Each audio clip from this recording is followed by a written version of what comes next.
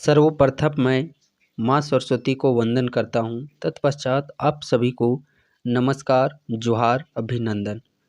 आज के सेशन में हम लोग पलामू चतुर्थ वर्गीय कर्मचारी भर्ती 2025 585 पदों पर जो वैकेंसी आप लोग का जारी किया गया उसके विषय में बात करने वाले। जैसा कि अभी इस भर्ती को लेकर के बहुत सारे उथल पुथल न्यूज़ खबर आप लोग को देखने को मिल रही है। आप लोग की समझ आज के सेशन में हम लोग मेन जिस बिंदुओं पर बातें करने वाले हैं, सबसे पहला बिंदु हम लोग बात करेंगे कि क्या ये वैकेंसी कैंसिल हो चुकी है, रद्द हो चुकी है, क्या फिर से नया सिरा से नोटिफिकेशन जारी किया जाएगा और फिर से फॉर्म भराया जाएगा, या फिर जो फॉर्म भरे जा चुके हैं, जिन लोगों ने फॉर्म को अप्लाई कर दिया है उनका एज इट इज़ वही फॉर्म एक्सेप्ट किया जाएगा और नए लोग जो फॉर्म नहीं भर पाए क्या उनके लिए समय सीमा बढ़ाया जाएगा।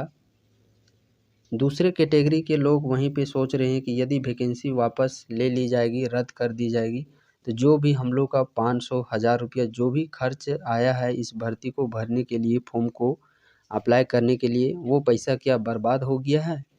अब जो नए कैंडिडेट जो फॉर्म को नहीं भर पाए, इस कारण से उनकी सबसे बड़ी यही वजह है, क्योंकि जब नोटिफिकेशन जारी किया गया था उस समय इसका सिलेक्शन प्रोसीजर में बताया गया था कि 10th मार्क्स के अनुसार आप लोग का चयन होगा।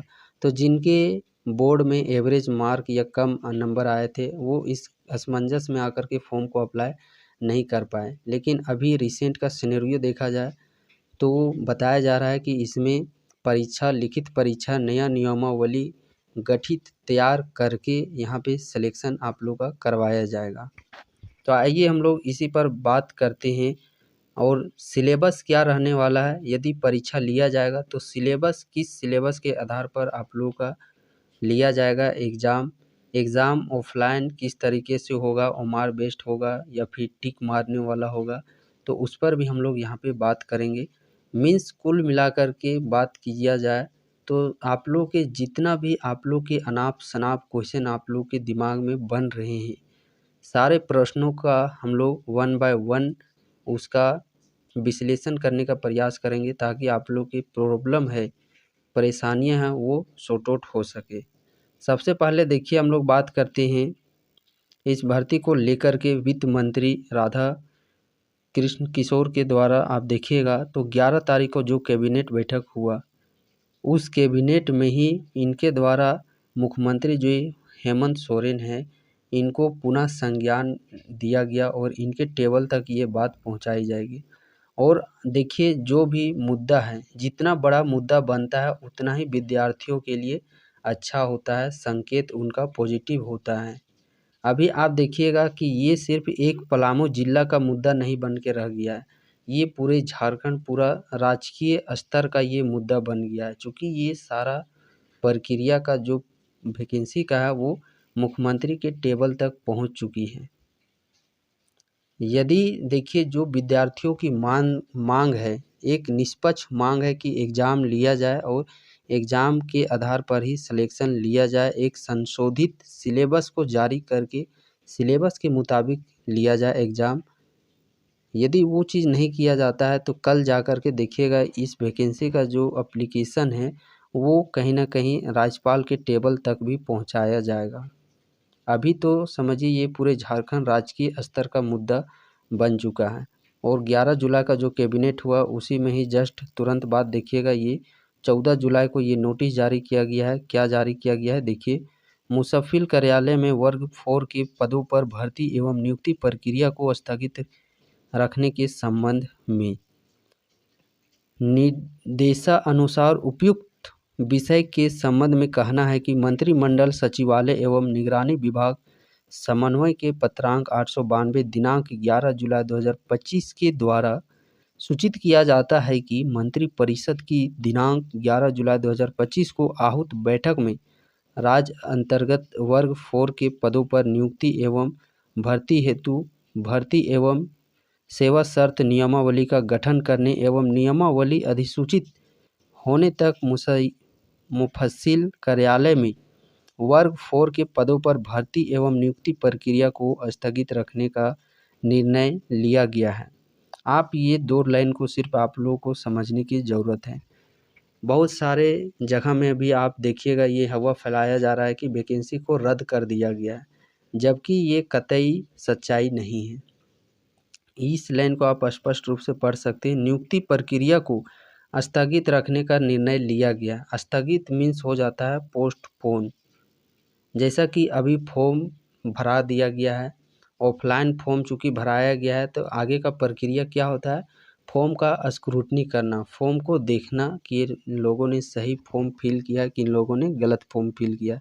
स्थगित मीन्स कहने का सीधा सीधा साफ साफ इस चीज़ को समझिए कि वैकेंसी को अभी रोक दिया गया है। आगे का जो भी इसमें कार्य है स्क्रूटनी का, या जो आप देखे होंगे साइकिल चलाना ज्ञान होना चाहिए, ये सब तरह तरह का प्रक्रिया में बताया गया था, तो सारे विधि व्यवस्था पर रोक लगा दिया गया है। इसमें किसी तरह का आगे का कोई भी काम अभी नहीं किया जाएगा। और स्थगित करने के पीछे बस एक ही कारण है कि अभ्यर्थियों की भारी मांग और डिमांड है कि परीक्षा के आधार पर यहाँ पे सिलेक्शन लिया जाए। और जो वित्त मंत्री है राधा कृष्ण किशोर, उनके द्वारा ये संज्ञान माननीय हेमंत सोरेन जो मुख्यमंत्री है वर्तमान झारखंड के, उन तक ये बातें रखी गई है। और ये जिस नियमावली के तहत ये वैकेंसी निकाला गया है, ये बिहार का 4th ग्रेड का नियमावली के तहत इस वैकेंसी को जारी किया गया। मीन्स झारखंड में अभी तक 4th ग्रेड वैकेंसी को लेकर के अपना नियमावली बना ही नहीं है। तो उसी को लेकर के यहाँ पे आप देखिएगा कि नियमावली का गठन करने एवं नियमावली अधिसूचित होने तक इसको स्थगित रखा जाएगा। स्थगित रखने का बात कहा गया है। कब तक?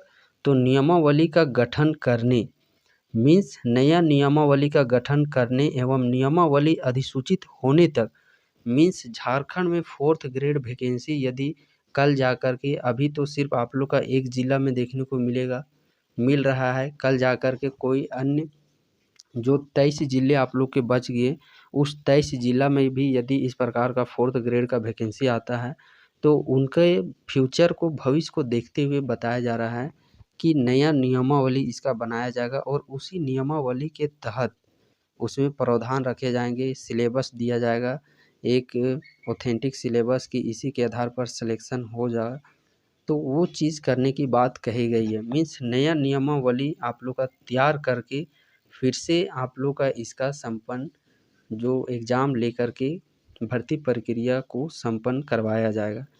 अब ये बात है, सिर्फ वैकेंसी को अभी यहाँ पे आप लोगों को रोका गया है, इसे रद्द नहीं किया गया है। रद्द करने का सीधा तात्पर्य होता है कि वैकेंसी को ही वापस ले लिया गया है। अब देखिए, जब नया नियमावली, नया टीम वो गठित करके नया नियमावली के तहत जब वैकेंसी सिलेक्शन लिया जाएगा, तो यहाँ पे भी अब अभ्यर्थी 2 गुट में बँट जाएंगे। पहला अभ्यर्थी गुट है जो कि फॉर्म ऑलरेडी 500,000 रुपये खर्च कर चुका है। तो देखिए, मैं आप लोगों के लिए बस एक ही बात कहना चाहूँगा दोनों गुट के अभ्यर्थियों को, कि बस आप लोग समय का इंतज़ार कीजिए। समय का इंतज़ार करने के साथ साथ जो 2017 में एग्ज़ाम हुआ था, उस सिलेबस के मुताबिक आप लोग अपना तैयारी कीजिए। चूँकि देखिए, समय क्या लेकर के आएगा, क्या नोटिस आएगा, कल समय बीतता है तो ये किसी को पता नहीं कि भविष्य में क्या होगा इस भर्ती को लेकर के। और जो लोग भी आप लोग को तरह तरह की बातें बता रहे होंगे कि ऐसे होगा वैसे होगा, तो उनके बातों में आप ना आइए। आप बेहतर है, सबसे सटीक जो आप लोग को जानकारी दे सकता है वो है समय। बस आप लोग समय का इंतज़ार कीजिए। समय का इंतज़ार कीजिएगा तो ही कुछ हो पाएगा, अन्यथा समय से पहले आप कितनों ही माथा पटक लीजिए, दिमाग तरह तरह के आप लोग के अभी सवाल उठ रहे होंगे आप लोगों के मन में, तो उन सवालों का उठने का कोई औचित्य ही नहीं है। बेहतर इसी में है कि बस आप लोग समय का इंतज़ार कीजिए और अपना तैयारी है वो धीरे धीरे स्टार्ट कर दीजिए। चूँकि अब देखिए, बात यहाँ तक पहुँच चुकी है, पूरा राज्य स्तर का मामला बन चुका है। नियमावली देख सकते हैं यहाँ पे साफ तौर पर बताया गया है नियमावली गठन करने के संबंध में। तो नियमावली भी इसका बन जाएगा बहुत ही जल्द। और सुप्रीम कोर्ट का साफ आदेश भी आप लोग देखे होंगे कि 9 अगस्त कुछ ऐसा डेट बताया गया था, 6 महीना के अंदर, अधिक से अधिक 6 महीना के अंदर इस भर्ती प्रक्रिया को संपन्न कराना है। तो उसी को देखते हुए बस आप लोग तैयारी में लग जाइए, क्योंकि ज़्यादा समय आप लोग के पास अब रहा नहीं। और 585 जो पद आप लोग देख पा रहे हैं ना, ये कोई छोटा मोटा सीट नहीं है, इसको आप हल्के में मत लीजिए। अन्यथा चौकीदार में आप लोग देखे होंगे कितना हल्का में आप लोग ले लिए। लेकिन जो अभ्यर्थी देखिएगा, बहुत ऐसे अभ्यर्थी जिनको आप कभी पढ़ते हुए या वैसा नहीं देखते होंगे, जिनसे आप लोग को उम्मीदें भी नहीं होंगी, लेकिन हाँ, उनका जो समर्पण भाव के साथ तैयारी थी, फिजिकल उन्होंने कर रखा था, फिजिकल का तैयारी कर रखा था, तो आज देखिएगा वही लोग आज आप लोगों के गांव में वर्दी पहन के सिलेक्शन लेके सेवा दे रहे हैं एक पुलिस के जॉब में रह कर के। तो इसको आप मोटिवेशन अपना बनाइए। 585 बहुत बड़ी सीट है, 30,000 अधिक से अधिक मानिए 30 से 40,000 ही इसमें कंपटीशन अभ्यर्थी फॉर्म को अप्लाई करेंगे। तो जी जान लगा दीजिए, चूँकि इसमें सिर्फ आप लोग का जितना अधिक से अधिक आप लोग पढ़ सकते हैं। और हाँ, सीमित कंटेंट सिलेबस के मुताबिक पढ़ने का प्रयास कीजिए। और हाँ, देख सकते हैं ये कुछ पेपर में खबरें आई हुई थी कि अंतिम दिन जमा हुए 15,000, लास्ट दिन पोस्ट ऑफिस में 15,000, एक दिन में 15,000 एप्लीकेशन गए थे, वो भी पोस्ट करने के लिए। लेकिन उसमें से देखिएगा सिर्फ 9 ही हज़ार पोस्ट हो चुका और 6,000 आवेदन नियोजन कार्यालय तक नहीं पहुंचा। 6,000 अभ्यर्थियों का फॉर्म वापस लौटाया जा रहा है। इतनी भरमार अभ्यर्थी। अब ये सिर्फ फॉर्म भरने से ही नहीं होगा, इसके लिए आप लोग को पढ़ना होगा। जिस डेडिकेशन के साथ आप किलोमीटर दूर जा कर के पोस्ट इतना माथामारी करके डेबिट कार्ड बनाओ, ये बनाओ, बैंक ड्राफ्ट बनाइए, ये बनाइए, वो बनाइए, यदि इतना आप लोग कर रहे हैं, वो चीज़ आप लोग को तैयारी में भी करने की ज़रूरत है, तभी जा कर के अंतिम रूप से सिलेक्शन ले पाइएगा। अब ये तो देखिए उनके हाथ में है कि आखिरकार ये जो 6,000 अभ्यर्थियों का फॉर्म वापस लौटाया जा रहा है, इस फॉर्म को वापस लेके ये लोग क्या करेंगे? ज़रा सा उनको सोचना चाहिए, जो लोग वापस कर रहे हैं सो कुछ 1-2 दिन समय बढ़ा करके इन सारे फॉर्म को भी एक्सेप्ट कर लेना चाहिए। क्योंकि आप 6,000 अभ्यर्थी, पर अभ्यर्थी का देखिएगा यदि 1,000 ही खर्च हुआ होगा ये बैंक ड्राफ्ट बनवाने में, फ़ोटोकॉपी, एप्लीकेशन, पोस्ट, लिफाफा लेने में, घर से कितना किलोमीटर दूर आना जाना, यातायात साधन, भाड़ा, खर्चा, तेल, ये सब मिला के देखिएगा 1,000 मोटा मोटी 6,000 अभ्यर्थियों का 1,000 के पर अभ्यर्थी 1,000 खर्च आप लोग समझ सकते हैं, आसमान छू रहा है। ये खर्च तो समझिए कि यदि इन 6,000 अभ्यर्थियों का फॉर्म को स्वीकार नहीं करेंगे, तो इनका जो ये 6,000 अभ्यर्थियों का 1,000 प्रत्येक अभ्यर्थी जोड़िएगा, तो सारा पैसा तो समझिए कि बर्बाद ही हो गया।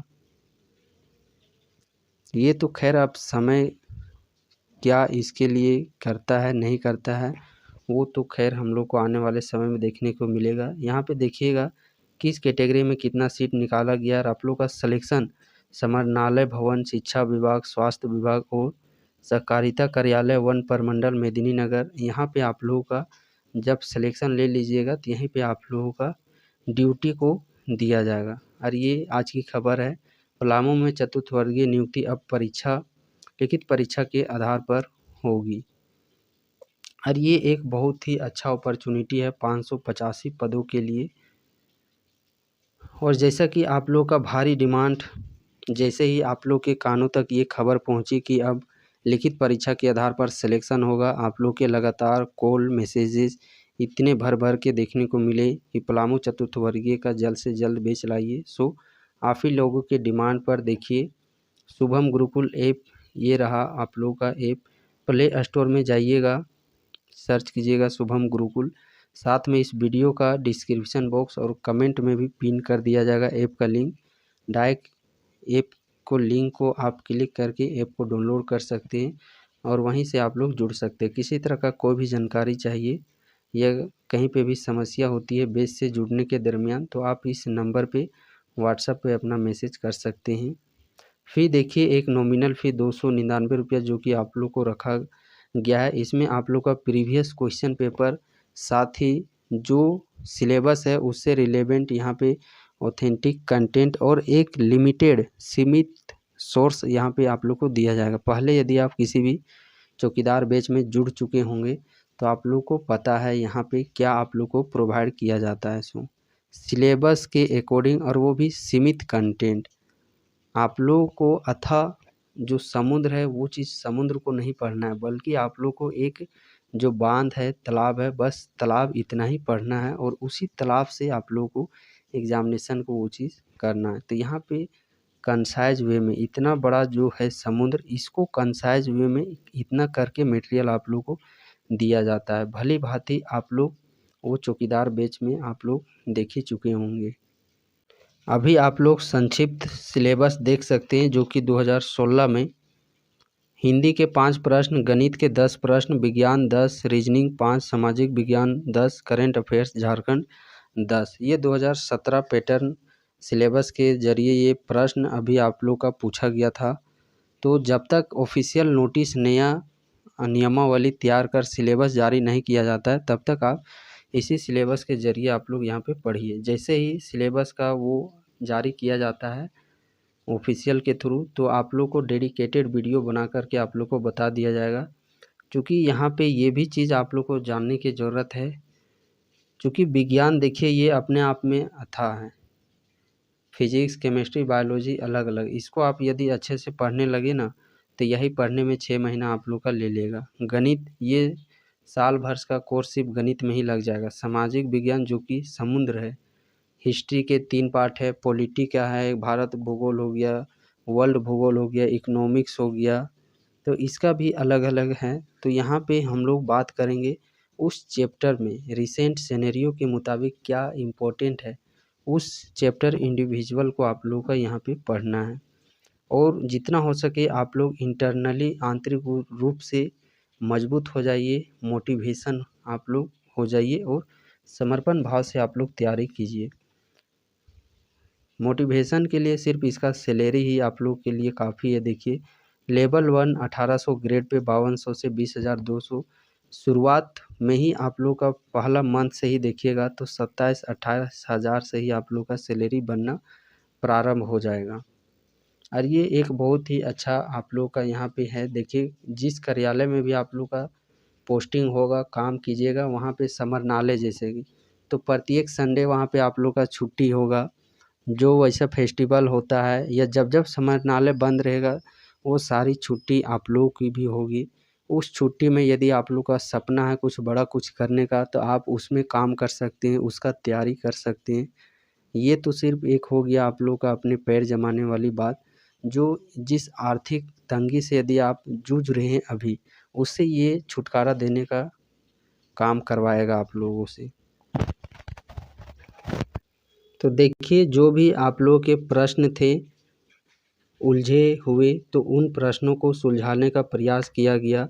जो ज़रूरत लगा वो सारे पर डिस्कस किया गया। इसके बावजूद भी यदि आप लोगों का कोई भी पर्सनल कन्फ्यूजन है, पर्सनल प्रश्न है, तो आप कमेंट कर दीजिए, वहाँ पे रिप्लाई आप लोग को दे दिया जाएगा।